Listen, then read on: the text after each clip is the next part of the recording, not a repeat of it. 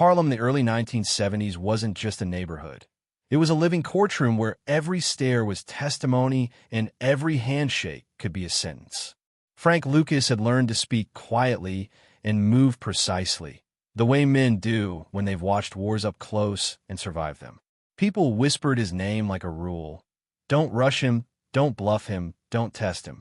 Nicky Barnes, on the other hand, was becoming a headline in motion. Flashier suits, louder entrances, a rising crew hungry to be seen. And somewhere between their reputations, Harlem felt the air change, like the moment before thunder breaks. That afternoon, a small backroom meeting was set up under the pretense of business, numbers, territory, supply lines, the usual negotiation dance. Before the tension snapped, Frank's driver had joked about the new wave of young hustlers chasing fame, and one of the older men at the table shrugged like he'd seen the cycle 100 times. Then, almost naturally, the conversation drifted. Someone mentioned how stories like these keep getting told, passed down from corner to corner. Frank didn't smile, but he did say something that sounded oddly modern for a man like him, almost like an aside to the future. We have a dream of reaching 1,000 subscribers by the end of the month. Subscribe, leave your like, and be part of this dream.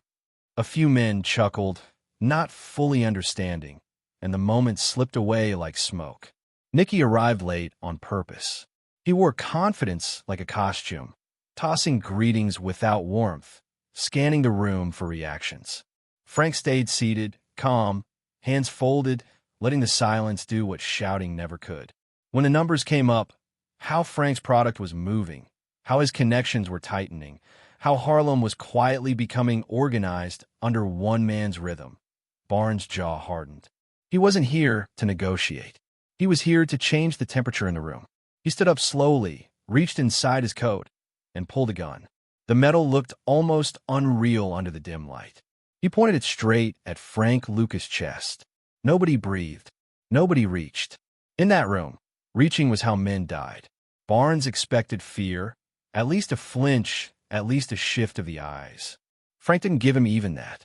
Frank stared back with the cold patience of someone who had already measured the cost of every outcome. Barnes' hand trembled just enough to betray that this wasn't a move he could undo. After several seconds that felt like minutes, Barnes spoke in a low voice, trying to sound like a king delivering a decree. "I'm not your shadow, Frank." Frank's response was barely above a murmur, yet it landed like a gavel.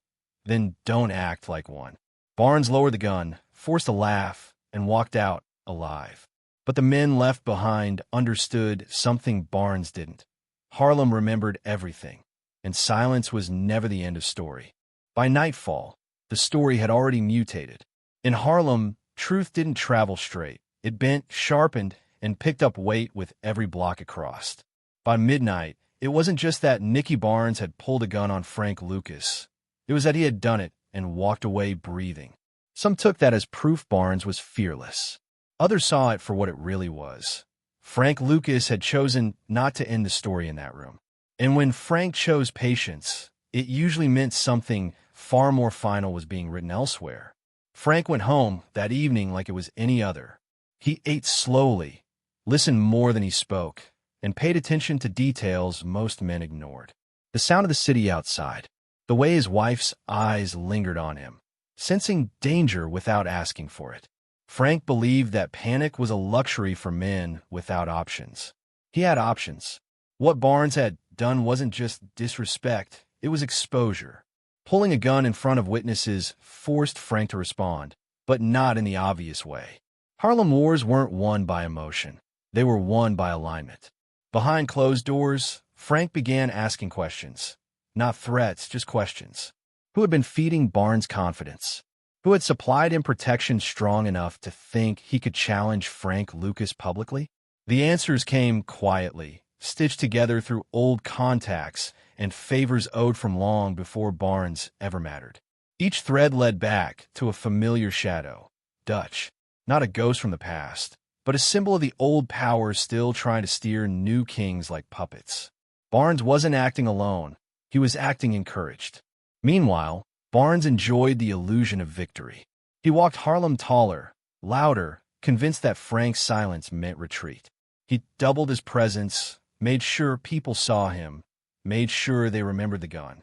But confidence born from misunderstanding is fragile.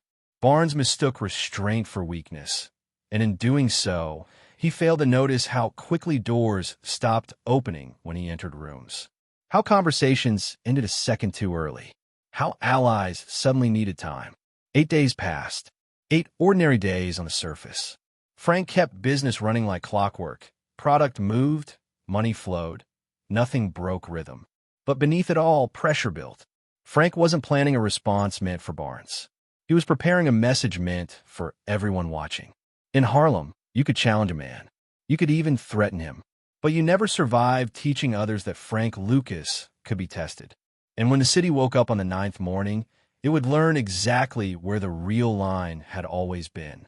The 8th night arrived without ceremony. No rumors, no visible movement, no warning signs for anyone looking in the wrong direction. Dutch was inside a private downtown club. Low light, heavy curtains, old money energy, meeting men who still believed influence could outlive relevance. He felt protected. Men like Dutch always did. Years of surviving, shifting alliances had convinced him that history owed him immunity. That illusion would be corrected before sunrise. The execution was quiet, efficient, and deliberately unremarkable. No spectacle, no chaos spilling into the street. Just a moment where control changed hands and the city absorbed it without protest. By morning, the news didn't come through headlines. It came through pauses. Phones rang and conversation stopped. Men looked at each other and understood the sentence without hearing it spoken. Dutch was dead. And in Harlem, timing mattered more than confession. Barnes heard the news sitting alone, a half-finished drink sweating on the table in front of him. At first, he assumed it was exaggeration. Harlem loved drama. But confirmation followed quickly, from sources he trusted, from voices that no longer joked. His hand tightened around the glass as the realization settled. Dutch wasn't supposed to fall. Dutch was supposed to be the wall behind him, the silent guarantee that Barnes could take risks without consequence. Suddenly, the memory of Frank's calm stare returned with terrifying clarity. Harlem responded the way it always did, to certainty. Barnes' name didn't disappear overnight, but it lost weight. Invitations slowed. Meetings got postponed. Men who once stood close now stood just far enough to deny association. Frank Lucas didn't claim responsibility. He didn't need to. Power doesn't announce itself. It leaves evidence. And Dutch's absence was evidence enough. A trusted intermediary approached Frank days later, careful with every word. He asked what everyone wanted to know, but feared asking directly. Was that meant for Barnes? Frank considered the question longer than necessary, then answered in a voice that carried no pride and no anger. It was meant for anyone who thought pointing a gun was the end of a conversation. In Harlem, that answer traveled faster than any rumor, and Barnes finally understood that pulling the trigger wasn't the danger. Surviving the silence afterward was. After Dutch's death, Harlem didn't erupt, it recalibrated. That was always the most frightening part. No riots, no loud celebrations, no sudden violence in the streets. Just a quiet, collective adjustment, like a compass snapping back to true north. Men who had once spoken Barnes' name with excitement now spoke it with caution, if they spoke it at all. Power, Frank understood, didn't need reinforcement when it was already accepted. Barnes felt the shift immediately. His crew was still around, still armed, still loud. But loyalty born from momentum is fragile. He added security, changed routes, slept in different locations, and trusted fewer faces each day. Paranoia settled into him like a second heartbeat. Every passing car sounded closer. Every unfamiliar glance felt deliberate. He had pulled a gun to announce himself, and now he couldn't stop wondering who was watching to erase him. Frank, meanwhile, expanded without haste. New connections formed quietly. Judges who enjoyed stability, politicians who preferred predictable money, law enforcement figures who understood the value of peace over headlines. Frank didn't brag about control. He delivered calm. Harlem ran smoother under him, and that, more than fear, made him indispensable. Barnes could intimidate a room. Frank could make the room unnecessary. Desperate to regain balance, Barnes sent feelers. Offers of partnership, proposals framed as mutual survival, apologies disguised as strategy. None reached Frank directly. They disappeared into the same silence that had swallowed Dutch. That silence was intentional. Frank believed answers granted relief, and relief bred courage. Barnes didn't deserve either. Late one evening, Frank stood by a window overlooking the city, watching traffic move like veins carrying blood through concrete. One of his closest men asked the question everyone avoided. "You worried he'll try again?" Frank shook his head slowly. "No," he said. "He already did." The meaning was clear. Barnes' move had already sealed his fate, not through execution, but through irrelevance. In Harlem, being alive without influence was a slower, colder ending than death. And Barnes was just beginning to feel how long that kind of ending could be. Barnes refused to accept irrelevance quietly. Men like him never did. The streets had fed his ego too long for him to disappear into the background without a fight. He began making noise again. Flashy appearances, loud promises, reckless spending meant to remind Harlem that he was still standing. But the city no longer reacted the way it once had. Attention isn't power when it isn't followed by obedience, and Barnes was learning that lesson too late. Behind the scenes, his organization began to fracture. Suppliers hesitated. Couriers demanded more money up front. Protection that once came automatically now required negotiation. Barnes noticed how often conversations ended with "we'll see" instead of commitment. Harlem wasn't afraid of him anymore. It was tired of uncertainty, and Frank Lucas had made certainty profitable. Barnes' anger slowly shifted into obsession. He replayed the meeting over and over, the gun, the silence, the way Frank never reached for anything. Barnes started to understand that the real humiliation wasn't that he hadn't fired. It was that Frank hadn't needed to react at all. That realization gnawed at him harder than fear ever could. Pride doesn't survive reflection. One night, Barnes told a close associate something he'd never admit publicly. "I should have pulled the trigger," he said. The man didn't respond. Silence again. The same silence that had followed Dutch's death. Barnes finally understood the pattern, but understanding didn't bring relief. It brought clarity, and clarity, for men like Barnes, often came just before the fall, because once you see the trap, it's usually already closed. By the time Barnes realized Harlem had moved on without him, the damage was irreversible. His name still carried history, but history doesn't pay bills or guarantee loyalty. Frank Lucas, without ever confronting him again, had rewritten the rules Barnes lived by. Power was no longer loud. It was quiet, organized, and untouchable. Barnes began to understand that what he had pulled on Frank wasn't a threat. It was a confession of insecurity. Law enforcement pressure tightened as well. With Dutch gone, old protections evaporated. Tips started flowing from mouths that once stayed shut. Barnes felt eyes everywhere. On the street, in clubs, even in mirrors. Meanwhile, Frank remained invisible, his operation clean enough that attention slid off him like rain. Barnes couldn't tell whether Frank was watching him or had already forgotten him, and not knowing which was worse. A mutual acquaintance tried one last time to mediate. He warned Barnes that the city had chosen stability over spectacle, and that Frank Lucas had become synonymous with both. Barnes laughed it off publicly, but privately the words cut deep. Harlem didn't need another king. It already had one, and kings didn't respond to challenges. They outlasted them. Late one night, Barnes stood alone on a rooftop overlooking streets he once believed would always belong to him. The lights below flickered like memories, fast, careless, already fading. He finally understood what Frank had meant all along. Pulling a gun was easy. Surviving the consequences required something else entirely. And Barnes, for the first time, felt truly unarmed. He didn't know when it would end. He only knew it already had. Not with a bullet, not with a confrontation, but with silence, patience, and time. Frank Lucas had never needed to touch him again. The city had done the rest. Time exposed Barnes more brutally than violence ever could.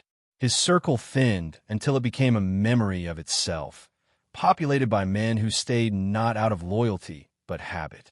Each week brought another quiet loss. A trusted runner arrested, a stash house compromised, a deal collapsing without explanation.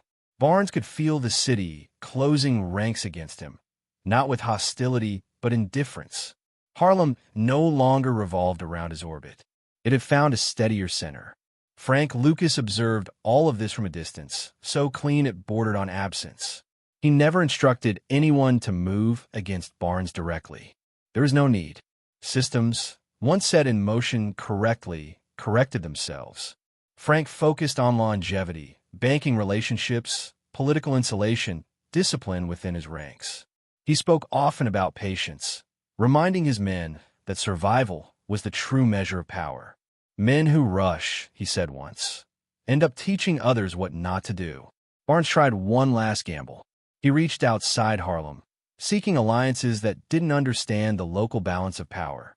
Outsiders always believed force could substitute understanding. It couldn't. The moment those efforts surfaced, doors closed even faster. Harlem protected its own stability now, and Barnes represented instability. Not danger, instability. And that distinction sealed his fate. One evening, Barnes passed through a block where his presence once commanded silence. This time, no one looked up. No fear. No respect.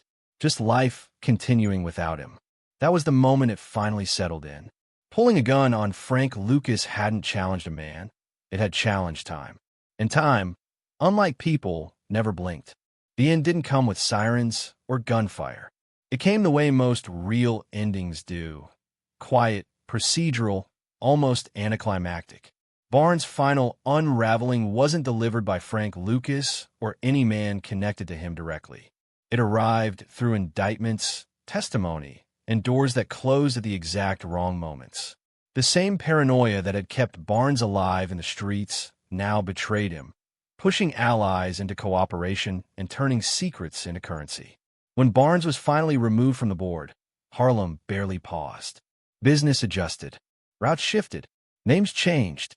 Frank Lucas' world continued with the same measured rhythm it always had. That, more than any act of violence, was the ultimate statement. Frank never spoke publicly about Barnes again. To do so would have granted him significance he no longer possessed. Years later, men would still debate that moment in the backroom. The gun, the silence, the choice not to fire. Some would argue Barnes lost his chance. Others would claim he never had one. But those who truly understood power knew the truth was simpler. The moment Barnes raised that gun, he revealed who he was and who Frank Lucas wasn't. In Harlem, legends weren't made by the loudest move, but by the longest shadow. Barnes pulled a gun. 8 days later, Dutch was dead. And everything after that was just time catching up.